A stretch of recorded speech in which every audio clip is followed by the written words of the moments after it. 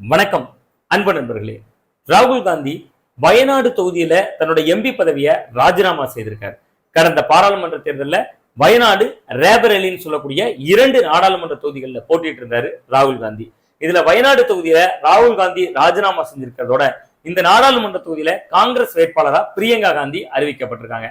காங்கிரஸ் போடக்கூடிய அடுத்த திட்டம் தான் என்ன, பாஜகவுக்கு அதனால என்ன வகையான நெருக்கடிகள் கொடுக்க போறாங்க, அப்படி கொடுக்க முடியுமா அப்படிங்கக்கூடிய பல்வேறு கோணங்கள்ல தான் இன்னைக்கு நம்ம இந்த வீடியோல பேச போறோம். வாங்க நம்ம வீடியோக்குள்ளே போயிடலாம். காங்கிரஸ் இல்லாத இந்தியா அப்படிங்கக்கூடிய ஒரு கோஷத்தை பாஜக தொடர்ந்து வலியுறுத்திட்டு வந்துச்சு. அதனுடைய எதிர்விளைவா கடந்த 2 நாடாளுமன்ற தேர்தலுடைய முடிவுகளை நம்ம சரியா சொல்ல போனா, கடந்த 2014 நாடாளுமன்ற தேர்தலில் நாடு முழுவதும் கடுமையான மோடி அலை வீசிச்சு. அதே மாதிரி கடந்த 2019 நாடாளுமன்ற தேர்தலா இருக்கலாம். இந்த 2 நாடாளுமன்ற தேர்தல்கள்லையுமே காங்கிரஸ் கட்சியால ஒரு எதிர்கட்சி தலைவர் அப்படிங்கக்கூடிய ஒரு வரிசையில கூட உட்கார முடியல. நாட்டுல மொத்தம் இருக்கக்கூடிய 543 நாடாளுமன்ற உறுப்பினர்கள்ல ஒரு எதிர்கட்சி தலைவர் அந்தஸ்தை பெறணும்னாலே 54 நாடாளுமன்ற உறுப்பினர்கள் தேவை அந்த கட்சிக்கு. ஆனா அந்த இடத்த கூட காங்கிரஸால அடைய முடியாது அப்படிங்கக்கூடிய அளவுல தான் கடந்த 2 தேர்தல்களையும் தேர்தல் முடிவுகள் இருந்துச்சு. ஆனா இந்த முறை ராகுல் காந்தியோட பாரத் ஜோடோ யாத்திரை அப்படின்னு சொல்லுவாங்க, அதாவது தேசிய ஒற்றுமை நடைபயணம் அப்படிங்கக்கூடிய ஒரு யாத்திரைய கன்னியாகுமரியில இருந்து தொடங்கி தொடர்ந்து நடந்துகிட்டு இருந்தாரு ராகுல் காந்தி. அந்த பயணத்தினுடைய எதிரொலியா இந்தியா முழுவதும் இருக்கக்கூடிய எதிர்கட்சிகளை ரொம்ப அழகா ஒரு குடைக்கு கீழே ஒருங்கிணைக்கவும் செஞ்சிருந்தாரு. அந்த ஒருங்கிணைத்ததனுடைய பலம் தான் இந்தியா கூட்டணிக்கு 234 நாடாளுமன்ற உறுப்பினர்கள் கிடைச்சிருந்தாங்க. பாஜக மீண்டும் 3வது முறையா ஆட்சி அமைச்சாலும் கூட ஒரு தனி பெரும்பான்மை உள்ள கட்சியா பாஜகவால கடந்த 2 தேர்தல்களை மாதிரி அந்த இடத்தை அடைய முடியல. அதே நேரத்துல பாத்தீங்கன்னா பீகார்ல நிதிஷ்குமார், தெலுங்கு தேசம் சந்திரபாபு நாயுடுன்னு 2 பிரதான கட்சிகளுடைய மாநில கட்சிகளுடைய ஆதரவோட அவர்களோடு சேர்ந்து ஒரு கூட்டு மந்திரி சபை அமைச்சிருக்காரு பிரதமர் நரேந்திர மோடி. பிரதமர் நரேந்திர மோடியை பொறுத்த வரைக்கும் இதுல மிக முக்கியமா நம்ம பாராட்டக்கூடிய இன்னொரு அம்சம் என்னன்னா, நம்ம நாடு விடுதலை அடைந்த நாள்ல இருந்து பண்டித ஜவஹர்லால் நேரு அவர்களுக்கு பின்பு 3வது முறையா பிரதமராக இருக்காரு அப்படிங்கக்கூடிய தகுதியை பெற்றவர் யாருன்னு பாத்தீங்கன்னா அது மோடி மட்டும்தான்.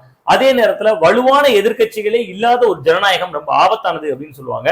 அதே மாதிரிதான் தொடர்ந்து பாஜகவுடைய ஆட்சியில காஷ்மீர் சிறப்பு அந்தஸ்து நீக்கத்துல இருந்து இந்திய அரசியலமைப்பு சட்டத்தை மாற்ற போறக்கூடிய விவாத பொருள் வரைக்கும், பஞ்சாப்ல விவசாயிகள் போராடிய போது கூட அந்த வேளாண் திருத்த சட்டங்களை திரும்ப பெறாமல் நீண்ட காலமா நடந்து வந்த விஷயங்களா இருக்கலாம். இது எல்லா விஷயங்களையுமே போதிய எதிர்கட்சிகள் இல்லாததுனால மசோதாக்கள் உடனுக்குடன் நிறைவேறி வந்த காட்சிகளையும் பார்க்க முடிச்சு. இப்படியான காலகட்டத்துலதான் ஒரு வலுவான எதிர்கட்சியா இந்த முறை இந்தியா கூட்டணி போய் அமர்ந்திருக்காங்க. இந்த நிலையில தான் இந்த நாடாளுமன்ற தொகுதியில கடந்த நாடாளுமன்ற தேர்தல்களையும் 2 தொகுதிகளில் போட்டிட்டு இருந்தாரு ராகுல் காந்தி.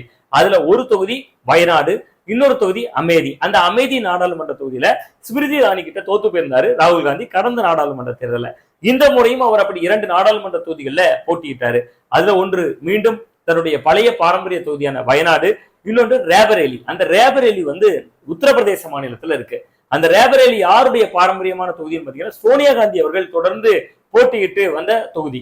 ஆனா இப்ப சோனியா காந்தி அவர்களுக்கு வயதாகிட்டதுனால அவர் நாடாளுமன்றத்துக்குள்ள ராஜ்யசபா உறுப்பினரா உள்ள போயிட்டாங்க. அதனால ரேபரேலி தொகுதியை இந்த முறை ராகுல் காந்தி களமிறங்கி இருந்தாரு. ரேபரேலிலையும் ஜெயிச்சிட்டாரு, வயநாட்டிலையும் ஜெயிச்சிட்டாரு. இப்பதான் அந்த வயநாடு நாடாளுமன்ற தொகுதியை அவர் ராஜினாமா பண்றாரு. வயநாடு நாடாளுமன்ற தொகுதியில ராகுல் காந்தி போட்டியிட்டாரு அப்படிங்கக்கூடிய ஒரே காரணத்தினால அது கேரளம் முழுவதும் எதிரொலிச்சிச்சு. அதனாலதான் உங்களுக்கு கேரளத்துல மொத்தம் 20 நாடாளுமன்ற தொகுதிகள் இருக்கு. அதுல 18 நாடாளுமன்ற தொகுதிகள்ல காங்கிரஸ் கட்சி ஜெயிச்சிருந்தாங்க. ஒரு நாடாளுமன்ற தொகுதி ஆலத்தூர் அப்படின்னு சொல்லக்கூடிய ஒரு நாடாளுமன்ற தொகுதியில மார்க்சிஸ்ட் கம்யூனிஸ்ட் கட்சியும், திருச்சூர் அப்படின்னு சொல்லக்கூடிய ஒரே ஒரு நாடாளுமன்ற தொகுதியில நடிகர் சுரேஷ் கோபியும் ஜெயிச்சிருந்தாங்க. அதுல பாஜகவினுடைய சுரேஷ் கோபி மத்திய இணையமைச்சராகவும் இப்ப ஆக்கப்பட்டிருக்காரு. சுரேஷ் கோபியை பொறுத்தவரை நம்ம தமிழ் சப்ஸ்கிரைபர்களுக்கு நம்ம அடையாளப்படுத்துறதுக்கு அவசியமே இருக்காது. ஒரு நடிகர் அப்படிங்கிறதுனால தீனா படத்துல அஜித்துக்கு அண்ணனா நடிச்சிருப்பாரு. தீனா கையை தான் வெட்டுவான், அவங்க அண்ணன் ஆதிசேஷன் தலையே வெட்டுவான் அப்படின்னு சொல்லக்கூடிய அந்த வசனம் அந்த படத்துல ரொம்பவே பிரபலமான ஒரு வசனம் அப்படின்னு நம்ம குறிப்பிட்டுலாம். அந்த மாதிரி அவர் வயநாடு தொகுதியில ஜெயிச்சிருந்தாரு. வயநாடு தொகுதியை ராகுல் காந்தி ஏன் தேர்ந்தெடுத்தாரு அப்படிங்கிறதுல இருந்து ஆரம்பிச்சு இதுல காங்கிரஸ் போடக்கூடிய வியூகம் வரைக்கும் நம்ம அடுத்து பேச இருக்கோம். வயநாடு தொகுதியை ராகுல் காந்தி தேர்ந்தெடுத்ததுக்கு காரணமே அந்த தொகுதிக்குள்ள ரொம்ப வலுவாக இருக்கக்கூடிய சிறுபான்மையினர் வாக்கு வங்கி தான். ரொம்ப குறிப்பா சரியா சொல்ல போனா அந்த தொகுதியில தான் ஏராளமான முஸ்லிம் ஓட் பேங்க் இருக்கு. அது மட்டும் இல்லாம அந்த தொகுதியில எந்த அளவுக்கு முஸ்லிம் ஓட் பேங்க் இருக்காங்களோ அதற்கு இணையா பழங்குடி சமூகம் இருக்காங்க. இன்னும் சரியா சொல்ல போனா அந்த நாடாளுமன்ற தொகுதிக்குள்ள 2 சட்டமன்ற தொகுதிகள் டிரைபல் காஸ்ட் மட்டுமே போட்டியிடக்கூடிய பகுதியும் இருக்கு. சோ இந்த நாடாளுமன்ற தொகுதியை பொறுத்தவரை ராகுல் காந்தி கடந்த முறை இதை தேர்ந்தெடுத்திருந்தாரு. அது வந்து ஒரு இன்னும் சரியா சொன்னா ட்ரை ஜங்ஷன் அப்படின்னு சொன்னாங்க கடந்த தேர்தலையே. ஏன்னா தமிழ்நாடு, கேரளா, கர்நாடகா இந்த 3 மாநிலங்களையும் இது எதிரொலிக்கும், ராகுல் காந்தி சவுத் இந்தியால போட்டிடுறது அப்படின்னு சொன்னாங்க. அதே போன்று அது எதிரொலிச்சிச்சு. அந்த எதிரொலியினுடைய விளைவாகத்தான் கடந்த நாடாளுமன்ற தேர்தல்களையும் ஒரு பெரிய தாக்கத்தை தமிழ்நாடுலையும் கேரளாலையும் ஏற்படுத்துறாங்க. இந்த முறையும் அப்படி ஏற்படுத்தியிருக்காங்க. சோ இந்த முறை ராகுல் காந்தியை எதிர்த்து இந்திய கம்யூனிஸ்ட் கட்சியினுடைய மூத்த தலைவர்கள் ஒருவராக இருக்கக்கூடிய ஆனி ராஜா போட்டிட்டாங்க.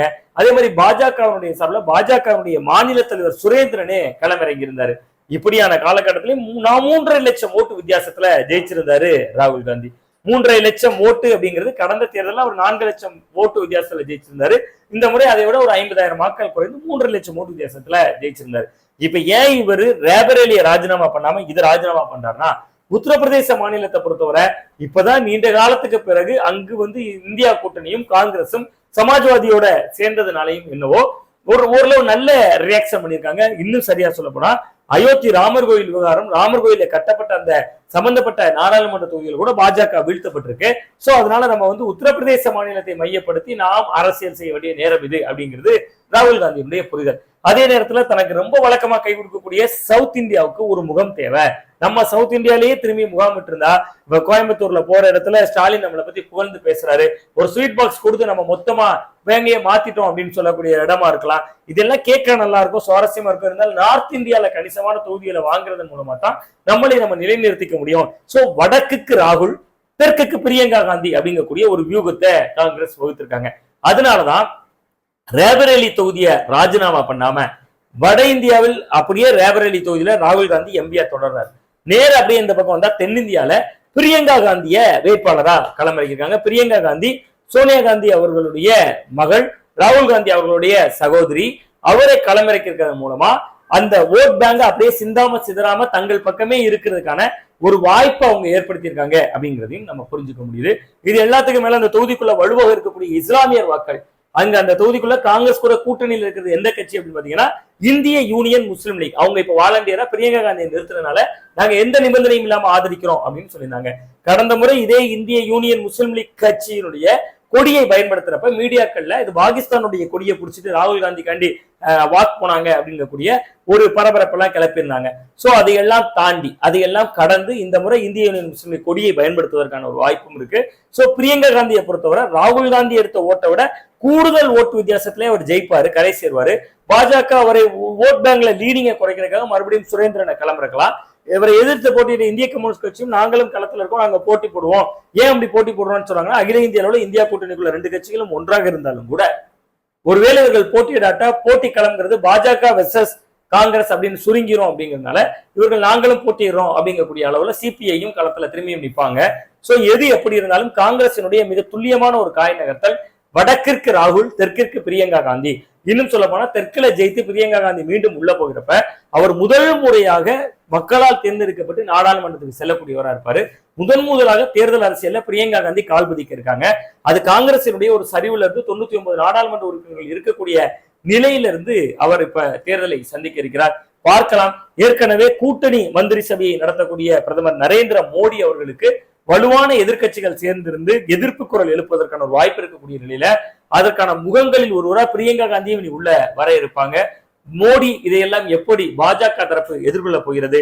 முந்தைய 10 ஆண்டுகள்ல எதிர்கட்சி வரிசையில ஒரு எதிர்கட்சி தலைவர் கூட இல்லாதனால கேள்வி நேரம் தொடங்கி ஒவ்வொரு விஷயங்கள்லயுமே பிரதமர் மோடி அவர்களுடைய கருத்துகளுக்கு ஒரு மிகப்பெரிய அவர் சொல்றதா தீர்வு அப்படிங்கிற விதமா பாஜகவுடைய போக்கு இருந்தது. இனி வருகிற 24ஆம் தேதி முதல் கூட்டம் கூட இருக்கக்கூடிய நேரத்துல பிரியங்கா காந்தியை இப்படி நிறுத்தி இருக்கிறது என்று சொல்வது அரசியல் சதுரங்கத்துல மிக முக்கியமான புள்ளியா இந்த புள்ளி பார்க்கப்படுகிறது.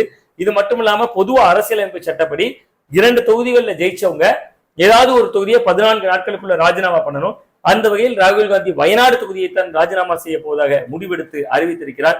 பார்க்கலாம். காலமும் நேரமும் காங்கிரசிற்கு சாதகமாக இருக்க போகிறதா அல்லது வழக்கம் போல் பாஜக முத்திரை விதிக்க போகிறதா, காங்கிரஸ் அவர்களிடம் திணறத்தான் போகிறதா என்பதை காலம் தீர்மானிக்கும், மக்கள் தீர்மானிப்பார்கள்.